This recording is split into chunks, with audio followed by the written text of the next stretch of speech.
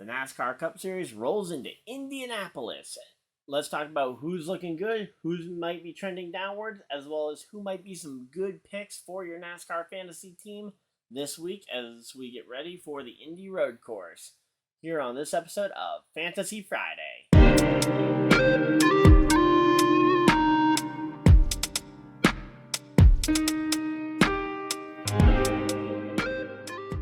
So, topping the odds sheet, once again, it's Martin Truex Jr. I feel like we've talked about him topping the odds sheet a lot.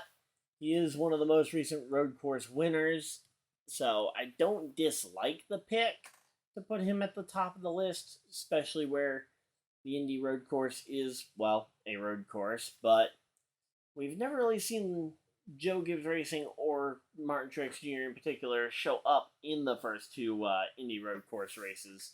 Now, granted, Denny Hamlin was in position to win the Indy Road Course if it weren't for him shoving Briscoe off the track at the end of the first race, which led to Briscoe then retaliating, so maybe you can understand it. Also, I'm going to just quickly put up the odds over here for the top 10 so you guys kind of see and follow along with them, but yeah, MTJ, as I mentioned, up there at the top of the list. Who else we got? We got last year's Indy Road Course winner, Tyler Reddick. Tyler Reddick, he's pretty deserving. He won his first road course race with Toyota, as well as he won this race last year, along with winning Road America last year. So he's proven himself to be a competent road course racer, and I think he deserves a spot inside the top 10. I think putting him up this high might be a little early to put him up this high, but I certainly don't dislike the pick. And if you are looking for someone to fill out your fantasy team, I think these top 10 are pretty good. Chase Elliott, you probably have uses left on him between him being injured early on in the season and being suspended for that one race at Gateway. You probably have some uses left on him, so he's not a bad value pick, especially where you've got two road courses in a row. Although if you only have one use left of Chase Elliott, I would save it for next week because Watkins Glen is his track. And I can almost guarantee you Chase Elliott will be the favorite going into that race. Speaking of favorites and people who should be favorites pretty much anywhere they're going to be going, Shane Van Gisbergen is here for one reason and one reason only. He has never lost a NASCAR Cup Series race in his career. He showed up to Chicago for his first ever career Cup start and whopped the field and ended up winning the race.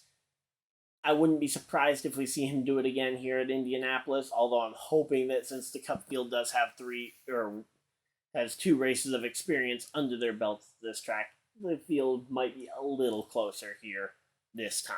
Kyle Busch, he's driving the car that won here last year. He's a good road course racer in his own right, certainly deserves to be on this list, and honestly, he's not a bad bet, although I've said his name a few times, and I took him last week, and he finished dead last. So, if you have been bitten by him, maybe you don't end up getting bitten by him this week, and I probably won't be picking him this week.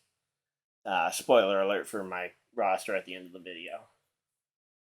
Christopher Bell, another very solid road course racer. I don't mind seeing him up here, although, again, I think that putting all the Joe Gibbs Toyotas up at the top is a little early to be kind of just shoving them all to the top, especially over guys like Kyle Larson, but at least Kyle Larson made the top 10 as well. And then we've got the other Joe Gibbs car with Denny Hamlin. You've got William Byron on the list as well, another deserving driver that probably could be a little higher on this list, but I won't knock him too much for that. And then AJ Allmendinger, he's won this race before. I think he should probably be top 5. He certainly is someone that if you have uses left on him, and you probably do because he really hasn't been all that spectacular, here and Watkins Glen are the places to use him. He needs points to claw back on the cut line. He's going to be looking for a win to try and win his way in to the playoffs, and he was very good here the last 2 years and looks to be a good pick at Watkins Glen next week. And you should have at least 2 uses left of him going into this one. So that's your top 10. Now we're going to move on to some of the guys a little further down the depth chart that might be a sleeper pick or someone who just didn't make this top 10. Okay, so now we're talking about some of the underdogs. Some of the guys who, according to the typical odds, don't necessarily look like the favorites to win the race, but could still be some good value picks. So over here now, I have got ourselves our list, and these are just some people I have handpicked or cherry-picked through the field. Starting off with the 19th ranked odds driver, and that is Ty Gibbs. He's been a very good road course racer in Xfinity. I would not expect too much difference there, so and him coming in plus 4,000, certainly not looking like the best of odds, but hey, maybe if you're a gambling man, maybe you can make a little bit of money on that bet. Chase Briscoe, he puts everything into this one race. Back in 2021, he was one missed corner away from winning this race.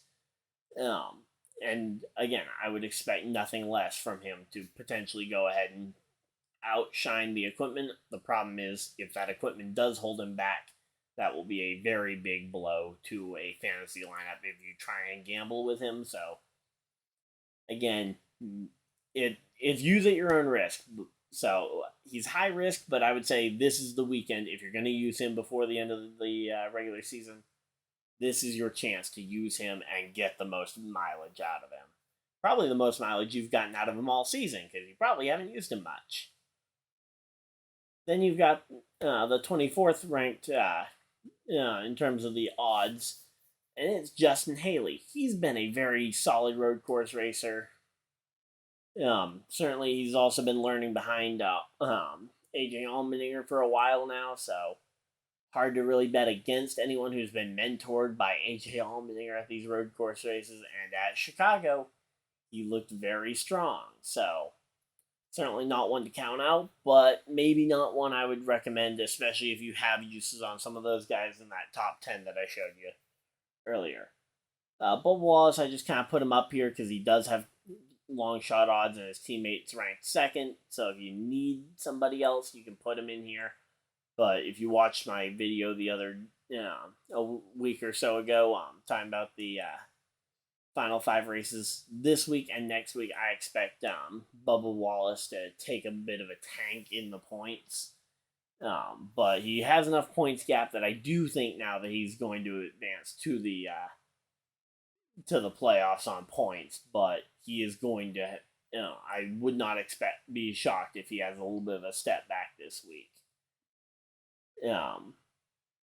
Eric Jones. Eric Jones has been a pretty good, has been a pretty solid road course guy over the years. He's certainly a surprise at some weird tracks, Darlington being one of his better ones. I wouldn't be surprised to see him step up, but again, not necessarily someone I would say is a top pick, but again, if you're really hurting for uses, again, big risk, big reward, but again, maybe stray away from this pick. I just needed some people to fill in the rest of these odds. Jenson Button, driving the number 15 for Rick Ware Racing. So, he's driving for Rick Ware Racing, and so far in his starts with Rick Ware Racing, he's been a little underwhelming, but he's still a former Formula One world champion. It would be hard to bet against him.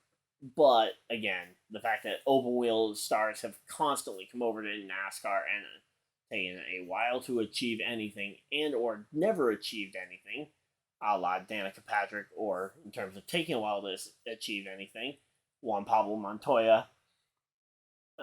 If you want to look at some other examples, there are plenty of them that have come over that have taken a long time to adjust. Speaking of guys who are coming over from other series, you've got Andy Lally driving the number 51, and this will be the last of the long shots that I put up over here that I'm going to actually go ahead and take some time to talk about. Andy Lally, he's been a IMSA driver for a little while here, and certainly not someone to necessarily skip over, but the fact that he's in a Rick Ware car, and those Rick Ware cars have not impressed no matter who they've put in this week or this year. Ryan Newman has looked pedestrian. Cole Custer has looked bad. Jenson Button in his starts has not looked great. No matter who they've put in that car, the Rick Ware cars have not looked exceptional this year. So, Andy Lally, again, if you are really wanting to gamble on all the non-NASCAR guys, Andy Lally is one of those. But I think there are some better picks in the midfield here. Again, if you're running low on roster spots, but you want someone with a little bit better odds, or just a safer pick that isn't going to blow up in your face as badly, hopefully. Only seems fitting that we start off this final segment here talking about some of the other picks to talk about. That we talked about the guy who has won back-to-back races and has proven himself over the last 12 months as a pretty good road course racer. And of course, I'm talking about Chris Buescher, driving that number 17 car for SHR, or not SHR, for RFK Racing. He's won the last 2 races in a row, and I would not be surprised if he competes to potentially make it a three-peat, although I don't anticipate him winning this race. He definitely has a lot higher upside and a lot less chance to blow up in your face if you're looking for someone with low risk with potentially some higher reward. Daniel Suarez, another driver trying to fight and claw to make that playoffs. He's a good road course racer as well, needs every point he can get. So he'll be trying to get those stage points in the middle of it, as well as at the end of the race. And again, if you need someone that isn't going to blow it up and wreck it, he can't afford to wreck it in his current points position, so I would say he's pretty safe. Going on with that same degree of guys who really need points to try and point their way back into the playoffs, Michael McDowell finds himself below the cut line for the first time in the last several weeks as we've been talking about the run to the playoffs. So Michael McDowell comes in -3 points, needs to gain at least 3 points on the cut line to make the playoffs. And of course, these 2 road courses this week and next week line up very well for him, and he needs to make the most of them. So again, high risk ish, because again, you never know, but I would say he's actually, I would probably say medium to low risk for Michael McDowell, and definitely some upside, although I think a lot of people, you're not going to catch anybody off guard by saying Michael McDowell's a good road course racer and a potential shot to win this race. Austin Cindric, another one. You're probably not going to catch many people off guard by saying this one somewhat low risk, but again, if you have room for your roster, or if you're trying to find a way to save a use on someone like a Tyler Reddick or a Martin Truex Jr. for trying to save them for Watkins Glen next week, or let's say you have 1 use left on Chase Elliott and you're saving it for Watkins Glen, Austin Cindric is a pretty safe pick for a road course, but his performances this year have not looked overly impressive. A bit of a sophomore slump. But again, he's a road course guy. These types of races do kind of fall into his wheelhouse. I would not be surprised to see him perform very well here. And then the final driver I want to mention here, or the final 2 drivers I want to mention here, are both non-NASCAR guys. One of which is in 17th place on the rankings, and it's Kamui Kobayashi. He is driving the number 67 for 2311 Racing this weekend. And I'm curious to see how he'll do in his first NASCAR start. He is a IMSA sports car driver / World Endurance Championship driver for Toyota. He's really a Toyota factory pick here to go into that third 2311 car. I expect that he will probably I would expect that he'll probably perform somewhere 10th to 15th. Again, he's definitely, I would say, higher risk because there's the potential that he could very much struggle in his first weekend. We haven't seen any practice or qualifying yet, so at the time of recording this. So, obviously, we don't know. He could be amazing. He could be the next SVG.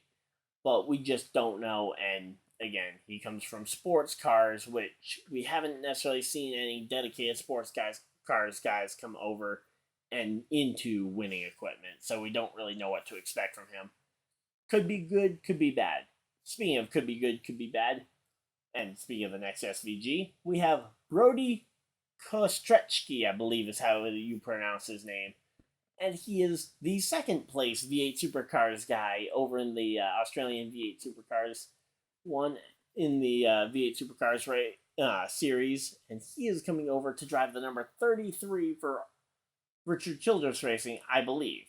For some reason, the entry list still says TBA, which is why he doesn't actually have an official odds listing, which is why I didn't have him in long shots or in the favorites. So they don't have him listed as an official driver, but it's been announced that he's running the race for RCR, so I would assume that he's going to make the start. If he does, I would expect a similar to SVG type performance. Maybe a half step worse, just because SVG does have one race of NASCAR under his belt, and will have another one because SVG is actually racing the race at Lucas Oil later tonight in the truck race. So potentially some good practice in a stock type vehicle for SVG this weekend before he gets to the Cup race. Although I don't think trucks on a short track is going to relate much to a NASCAR Cup Series car at the Indy Road Course. Every little bit helps, but RoadCourse is going to be coming into this race with no NASCAR experience and going to try and do exactly what SVG did a month ago at the Chicago Street Course. Honestly, I'm kind of hoping that that one of the NASCAR guys can win it so that we don't look super pedestrian to the V8 Supercars guys, but I wouldn't be surprised to see him inside the top 5, top 10 a lot of the day, and potentially, again, popping up right at the end to potentially try and take some spots away. So, again, big boomer bust, but he is a very good person to pick, although I don't even know if you can officially pick him yet because he's not being shown us on the entry list. So, yeah, I'm going to go make my roster. Unfortunately, I won't be able to pick RoadCourse right now, but I'll make my roster, and I'm probably not going to use him anyway, and we'll see what I come up with, and I'll talk about that in just 1 second. Alright, so I've got my list over here that I'm going to be using for the race. And as you guys might notice, I'm playing it a bit safe this week because I have been absolutely killed by some picks over the last few weeks. So I'm hoping that these ones perform a little bit better than, say, William Byron and Kyle Busch last week. So I skipped Kyle Busch, as I said I probably would, even though I'm a big fan of Kyle and I want to see him succeed. We can wait to succeed till the playoffs. But yeah, so I've got Kyle Larson in there, I've got AJ Allmendinger in there, and in fact, all of mine came from that top 10 list I showed you at the beginning of the video. Now, that doesn't mean that there can't be some success found later in there, and hey, you know what? There might be a complete surprise, because RoadCourse could come out here, sit on the pole, and absolutely whop the field. But I have Truex, Chase Elliott, a couple of the NASCAR stalwarts that are very good at road racing. Tyler Reddick, again, he's already won a road course race for Toyota this year. Certainly wouldn't put it past him potentially winning another Formula One grade road course, because the Indy Road Course is a grade A Formula One track, so similar to Circuit of the Americas that he won on earlier this year. Not to mention, he won this race last year. Certainly not a bad pick. Chase Elliott, again, I've got the extra uses to use on him. And Shane Van Gisbergen, again, I think that one extra race of experience, he's going to be in and around the top 5 most of the day today. The one thing that I am considering is I'm considering potentially tagging out. I'm looking at possibly tagging out Reddick for McDowell. That'll probably be an on-the-fly decision, though, day of. So we'll have to wait and see. But for right now, these are my picks. So, just so you guys know, I may end up switching my roster around between now and then, because I actually kind of forgot about McDowell a little bit, but, yeah, so those are my picks, though. Of course, let me know who you guys are picking for your own personal NASCAR fantasy lineups down below in the comment section. Of course, in the description, I've got my link to my Facebook page and my Twitter, where I run polls and other conversations with you guys about NASCAR-related topics, as well as stuff for the channel. So, of course, go down there, leave a like, and follow over there on Twitter. So, I think that's most of the plugging I've got to do. So, hopefully you guys enjoyed. And I will see you guys in the next video. Live stream. What do you guys have to do with the rest of your night? Quick note, I will be streaming later tonight for the Truck Series race at Lucas Oil Raceway, covering Shane Van Gisbergen's first oval race. So stay tuned for that. But until next time, I will see you guys in the next video. Live stream. What do you guys have to do with the rest of your day? Have a great day, everybody, and goodbye.